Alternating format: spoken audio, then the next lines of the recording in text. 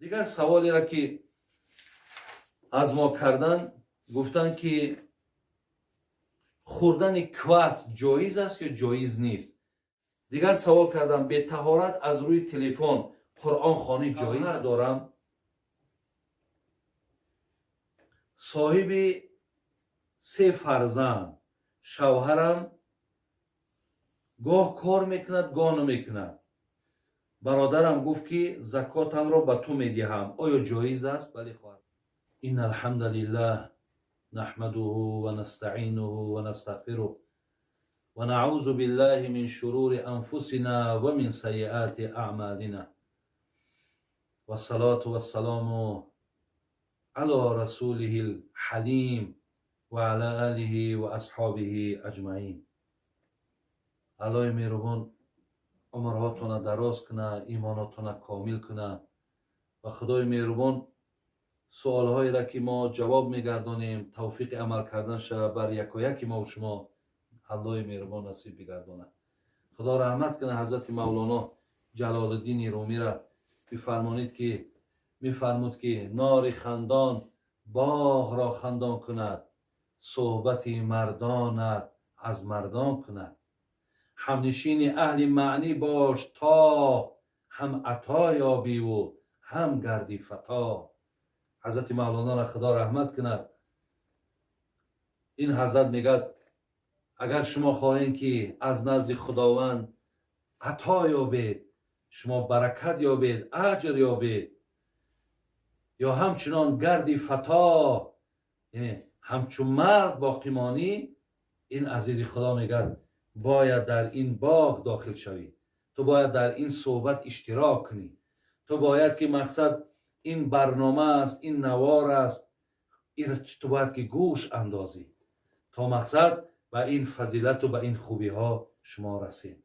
خدای مهربان این عزیزای خدا را هم رحمت و مغفرت کنه و از نصیحت هاش خدای مهربان ما و شما را برخوردار گردانه.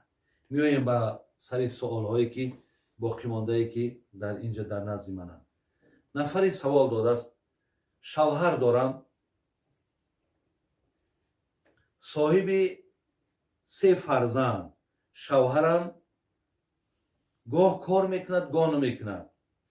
برادرم گفت که زکاتم را به تو میدهم، آیا جایز است؟ بله خواهر عزیز، اگر برادراتم برای شما زکات تیان، چیزی که من پیشترکم قید کرده بودم، یا داری خواهر یا اپایی که به دولت است، بین خواهرها هست، بین دادرها هست، معامله صدقه فیتر زکات هیچی باقی نداره، اجازت است.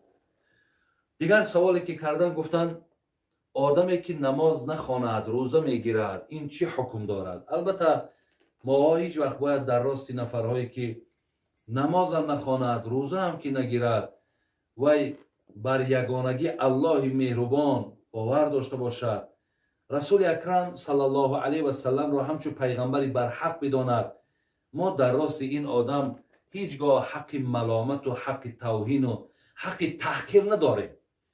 بسیار خوب شد الحمدلله رب العالمین که نفری اگر نماز نخواند و روزه گیرد، از خدا امید است که تو اگر از حال او که آگاهی داشته باشی، تو باید که دعا کنی که خدایا همین نماز هم مثل همین روزه یکی از رکنهای دین هست، خدای توفیقی پایبند شدن نماز هم نصیبش کن، یا اینکه میتونی که با او با ملایمی و با نرمی با صحبت برایی.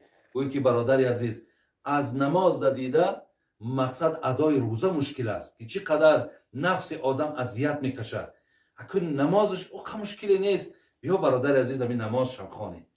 برای همین شما میتونین از این راه استفاده برین، صف نمازگزارهامان و صف روزه‌دارهامان زیاد میشود. یا نفری بگذار نمازش میخواند لیکن روزه را نمیگیرد، بیا ما او را مصلحت تیم، بیا او را ما امر معروف کنیم، بیا برای مصلحت های خوب تیم. انشالله از خدا امید است که این انسان هم با رو به سوی مقصد روزه است یا نماز است میارد. الله همشون را توفیق دهد. ما هم طرفدار اینیم که هم روزه گیرد هم نماز خواند، ولی مادامی که این آدم در یک قدم پیش گذاشته است، در قدم های دیگر با او را یاردم کردن در کار.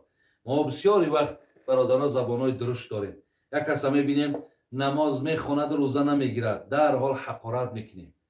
یا میبینیم که مثال روزش میگیرد نمازش نمیخواند، در حال چیکار میکنی؟ همون روزه تا گرفته، این روزه تا حلال نیست، این روزه تو فلان نیست گفته. اینا در ما حق نداریم. الله مهربان در قرآن میگه ادعو الی سبیل ربک بالحکمت والموعظه الحسنه. خدا میگه شما با حکمت، یعنی بین با علم و همچنان با موعظه های حسنه، با صحبت های نرم و ملایم مردم به سوی من دعوت کنید.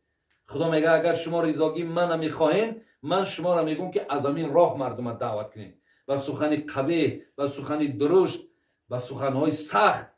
و اینها برادرای عزیز ما هیچ وقت با مقصد نمیرسیم و هیچ گاه هم در پیش خدا اجر و پاداش هم نمیگیریم. تا امروز هم برادرها اگر تخمین کنین کسی همین سخن سخت دعوت میکند، هیچ کس ویا احترام هم نمیکنه و دیگر اینکه سخنش تاثیر هم نداره. ولی هر کسی که با نرمی با راههای خوب مردم دعوت میکند که عیناً خدا همین را گفته است، ان شاء الله اون نتیجه خوب دادگی. برای همین از این راه استفاده کنیم بهترین میشه. دیگر سوال کردم به طهارت از روی تلفن قرآن خوانی جایز است؟ بله برادر، هر کسی که اگر طهارت هم که نداشته باشی، قرآن خود تلفن باشد خود به تلفن باشد، تو میتونی که به حضور خواندن بگیری. فقط طهارت برای آن لازم است که تو قرآن بقپی. خدا در قرآن گفتگی است که شما قرآن به طهارت قپیدن نمیتونی، ولی خواندنش به طهارت به قپیدن اجازت است. دیگر گفتم که مرا شوهرم بسیار میزد و به خانه مادرم آمدم. او آمده پیش مادرم قسم خورد که اگر این دفعه زنم 3 طلاق باشد. بعد به خانه آمدنم باز زدن را سر کرد. آیا من طلاق شدم؟ یعنی اینها را طلاق‌های با شرط میگن. یعنی طلاقی که اگر من تو را بزنم تو به من 3 طلاق، اگر تو از همین در برآمدی تو 3 طلاق، اگر من مقصد برای تو من بعد 1 کرته بخرم تو به من 3 طلاق. یعنی شرط میمونه. اگر همین شرط ها را شکست، خواهرای عزیز طلاق واقع می شود. خواه 1 گفته باشد، خواه 2 گفته باشد، خواه 3 گفته باشد. برای همین این بسیار چیزی جدی هست. وقتی که شرطمان 3 گفت 3 می شود، 2 گفت 2 گفت، 100 گفته باشد 100 واقع می شود. یعنی از 3 بالاش دیگه همش 3 حساب میخوره. دیگر سوالی که کردن گفتن با اذان تلفن نمازهامون خوانیم جایز است؟ نه، با اذان تلفن نماز جایز نیست. شما برای نمازهاتون برادرای عزیز و خواهرای برای برادرای عزیز، البته برای زنها اذان و اقامه نیست، ولی برای مردها حتما اذان گوییم، با اذان تلفن نمیشه. دیگر گفتن بابای حاجی زن به طرف مرد گوید که نفسم رو به تو بخشیدم، مرد گوید که قبول کردم، آیا نکاح می شود؟ ما حدیثی داریم جناب امام ترمذی، جناب امام ابو داود، همچنان ابن ماجه از نام حضرت امام ابو هریره رضی الله عنه میارد که پیامبر ما گفته بود است که ثلاث جدهن جد و هزلهن جد. این 3 چیزی هست. گفتن که انا اگر بگیم که یعنی معنیش چی است؟ جدهن جد یعنی جدی هست و همچنان هزلش هم جدی است. یعنی به هزل هم بگوی جدی حساب میخورد، اگر با طریق جدی هم اگر بگوی همون جدی حساب میخورد. اینا چی هستند؟ یکیش نکاح، دیگرش و طلاق و دیگرش و رجعه. پیامبر صلی الله علیه و سلم 3 چیزی است که شوخیش هم جدی است. یعنی این یکیش طلاق است، دیگرش نکاح است. برای همین هر کسی که اگر با شوخی هم زنش بگه زنک تو با من حرامی، زنک تو مقصد به جای مادرمی، زنک تو با من 3 طلاقی، اگر با شوخی هم که بگش واقع میشه. اگر با شوخی هم کسی را نکاح کنی در حضور شاهدا باشد، ببین البته نکاح واقع میشه. برای همین هر کسی که اگر به شرطی که با طریق شوخی هم بگه که من نفس من تو دا بخشیدم، در اونجا شاهدا باشد، نکاح واقع شدگی. یا اگر با طریق شوخی هم که زنش اگر طلاق کند وای طلاق می شود. دیگر سوالی را که از ما کردن گفتن که خوردن کواس جایز است که جایز نیست؟ برادران خیلی عزیز، ҳар чизеро ки менӯшен шумо бинед ки агар дар амун мисол бисёр шуда тамғаи ҳалол зада гияд, баъзеҳо шуда мисол нигаҳ кунед ки таркибот шуда чизҳои шубҳаовар набошад ё ин ки фоизи махсуси мазк кардан набошад. барои дар давлатҳои исломӣ ҳам истеҳсоли ҳамин оби ҷаве ки дар мардуми мо пива меган, ё дар давлатҳои исломӣ ҳамин Эрону Дубаю Покистону дар ҳамин ҷо ҳамин истеҳсоли оби ҷав ҳаст. мезананд тамғаи ҳалол ва мақсад ҳеҷ вақт фоиз надорад, фоизи мазк кардан надорад. барои ҳамин агар аз ҳамин чизҳо холӣ бошанд иншоалло ҳечи боке надорад. аллои меҳрубон тани сиҳат эмони комил насибмон гардонад.